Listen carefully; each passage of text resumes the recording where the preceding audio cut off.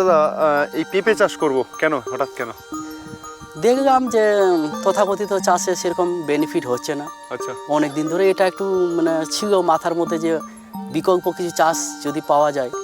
এক বিঘাতে মিনিমাম 8 থেকে 10 লক্ষ টাকায় কিন্তু ইনকাম করা যায় শুধুমাত্র পাকিয়ে ব্যবসাটা করতে পারলে বা পাকিয়ে যদি আপনি বাজারে বিক্রি করতে হয়। তো আজকে যে পেঁপে বাগানটা দেখাচ্ছি, শুধু এক একটা গাছে শুধু কি পরিমাণ ফলন এসছে শুধু দেখুন, প্রচুর পরিমাণে কিন্তু ফলন এসছে। যে কি পরিমাণ দেখুন, এই দেখুন এই একটা গাছ রয়েছে পাশে, আমি যে কোনো একটা গাছ দেখুন যে কি পরিমাণে ফলন। তো এই হচ্ছে ভ্যারাইটি। এই ভ্যারাইটি কিভাবে বা কতটা পরিমাণে চাষ করতে পারবেন আপনারা বা কোথায় পাবেন এই ধরনের চারা? দাদা এই বাগানে কি আজকে রোপণ চলছে নাকি? হ্যাঁ, রোপণ চলছে। আচ্ছা, রোপণ করার আগে দাদা কি করতে হলো, কি কিভাবে কি একটু এই যে বেড করতে হয়েছে আগে। আচ্ছা, এই যে বেডগুলো দেখেন। আচ্ছা, এটা কি জাতের করা হচ্ছে দাদা? এখানে জাত, হ্যাঁ, এখানে 3-4 রকম জাত আছে। আচ্ছা, একটা জমিতে এতগুলো ভ্যারাইটি কেন হচ্ছে? 3টা মিনিমাম লাগাতে হয়, যে কোনো হাইব্রিড ভ্যারাইটি। একটার উপরে কখনো রিস্ক নেওয়া যায় না। আচ্ছা, না তবুও তো যে কেউ যদি একটা নিয়ে করতে চায় সেই ক্ষেত্রে ভালো, কিন্তু হাইব্রিড হচ্ছে কোম্পানির বীজ না, যার জন্য একটার উপর ভরসা করা যায় না। কোনো কারণে ব্যতিক্রমে যদি খারাপ আসে গোটা বাগানটাই বেকার হয়ে যাবে, যার জন্য 3টা মিনিমাম লাগাতে হয়। আচ্ছা, 3টে যে কোনো ভ্যারাইটি নিয়ে কাজ করতে হয় তো? আচ্ছা, এখানে তো কি কি ভ্যারাইটি রয়েছে মোটামুটি? এখানে গ্রিন লেডি আছে, বেবি আছে, ভিয়েতনাম কিং আছে। আচ্ছা, কতগুলো চারা লাগছে এখানে? এখানে প্রায় 400 মতো আছে। 1 বিঘার জমি নাকি? 1 বিঘার একটু কমে আছে, 400 মতো চারা আছে। 1-2 শতক কম হবে। আচ্ছা, আমি একটু ওই দাদার সাথে কথা বলি। ওই দাদার জমি নাকি? একটু 400 চারা।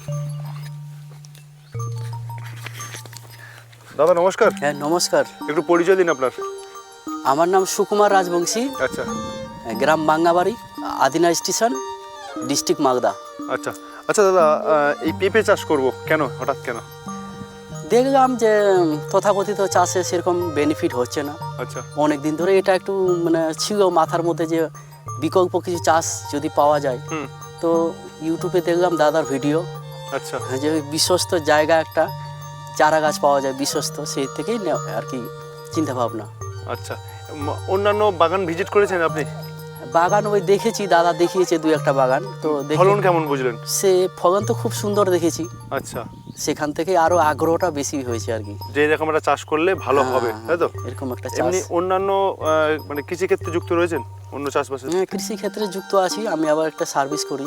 আচ্ছা, ভাবলাম যে একটা ওরকম যেটা কম পরিশ্রম যেটা করা যায় এরকম কিছু চাষ খুঁজলাম। তো দেখছি পেঁপে চাষটা একটা আচ্ছা সারা বছর একটু। আচ্ছা, এখানে মোটামুটি শুনলাম যে 400 মতো চারা রয়েছে নাকি? হ্যাঁ হ্যাঁ হ্যাঁ, 400 মতো চারা। আর জমি আর কোনো আর কিছু তৈরি করতে হয়েছে এরকম কিছু? না না, একটু হালকা জৈব সার দিয়েছি, শুধু গোবর সার দিয়ে। আর তারপর তো অনুপ দাদা তো রয়েছে।